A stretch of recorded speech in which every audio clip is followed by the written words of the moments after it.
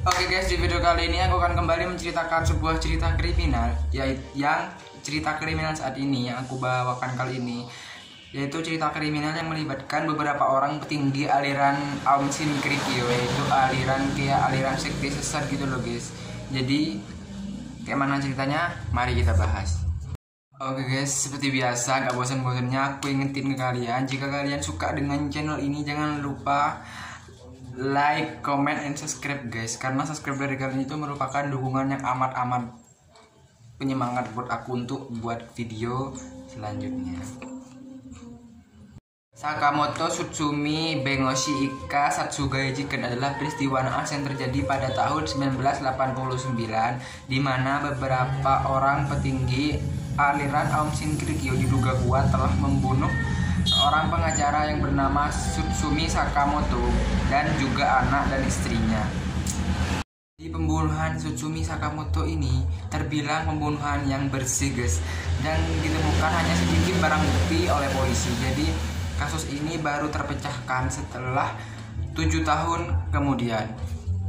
Itu guys ceritanya pada tanggal 31 Oktober 1989, bujukan Pak Tsutsumi Sakamoto ini terhadap pemimpin aliran Aum Shinrikyo, yaitu Bapak Shoko Asahara ini, untuk menyerahkan hasil uji darahnya mengenai kemampuan yang ia miliki selama ini. Tapi Bapak Shoko Asahara ini menolak untuk memberikan hasil tes darahnya karena ia takut aliran Aum Shinrikyo bentukannya itu jadi bubar guys. Jadi ia tidak memasarkan hasil uji darah. Dan pada bulan itu juga ada sebuah rekaman gambar yang diperlihatkan oleh pihak PT penyiaran di Tokyo tentang usaha penyingkiran aliran Aum Shinrikyo yang bernarasumberkan Bapak Tsutsumi Sakamoto. Namun diam-diam pihak PT penyiaran ini malah menunjukkan video gambar yang bernarasumberkan pihak Aum Shinrikyo. Justru ini tanpa sepengetahuan Bapak Tsutsumi Sakamoto. Justru ini merupakan melanggar kerahasiaan hukum guys. Jadi itu nggak boleh dosa. Dan orang-orang bagian aliran Aum Shinrikyo langsung mendesak keras pihak PT penyiaran untuk tidak melanjutkan hasil perekaman gambar yang sudah direncanakan secara matang. Itu suruh jangan dilanjutkan oleh pihak Aum Shinrikyo ini.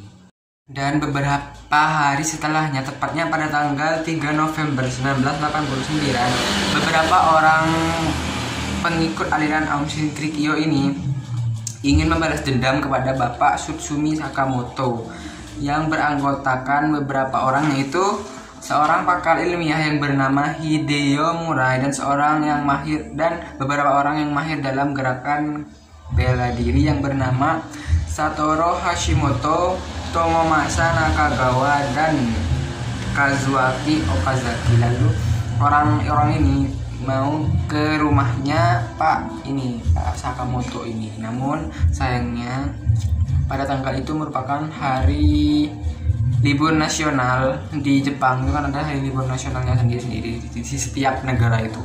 Kebetulan hari itu libur nasional, tentunya Bapak Tsutsumi Sakamoto itu ada di rumah. Dan tepatnya jam 3 dini hari, orang-orang ini langsung mendatangi rumah Pak Tsutsumi Sakamoto. Dan kebetulan guys, ada satu pintu yang tidak terkunci. Jadi ya enak nyaman masuk aja. Ini beberapa orang ingin membunuh Pak Tsutsumi ini, dan langsung masuk ke kamar keluarga dan langsung membunuh 3 orang itu di kamar tersebut. Dan asal kalian tahu guys, Bapak Sakamoto ini terkena hantaman palu di kepalanya, dan istrinya Sakamoto ini yang bernama Sakamoto Satoko dikeroyok oleh beberapa orang ini hingga babak belur dan sekarat. Dan malangnya lagi, anaknya itu disuntikannya kalium klorida itu ke badannya si anak ini, dia langsung mati lah guys. Gimana ya, itu merupakan itu guys, sakitnya itu tak terpedihkan gitu loh guys. Dan masih sempat-sempatnya bapak si pelaku ini menyuntikkan juga kalium klorida ini ke tubuhnya si bapak Tsutsumi Sakamoto dan istrinya yang sudah sekarat dan masih disuntikkan. Ya, istrinya itu mati karena kena racun itu, dan bapak Sakamoto ini masih belum mati, masih kayak hidup setengah mati gitu guys. Dan bapak Sakamoto ini dicekek guys hingga mati, dan penyebab kematiannya itu karena tercekek, bukan karena obat. Dan mayat ketiga orang ini dimasukkan ke dalam tong besi dan dibuang ke desa atau dusun yang berbeda-beda, sehingga kematian tiga orang ini tidak ada keterkaitannya. Pinter juga si pelaku ini ya guys. Lalu mayat bapak Tsutsumi Sakamoto ini dibuang ke prefektur Niigata. Lalu mayat Sakoto Sakamoto, yaitu anaknya bapak Sakamoto ini, dibuang ke prefektur Toyama. Dan mayat Tatsuhiko Sakamoto, yaitu istrinya bapak Sakamoto ini, dibuang ke prefektur Nagano, Jepang. Jadi itu agar kematian tiga orang ini tidak ada keterkaitannya guys. Kalian tahu guys.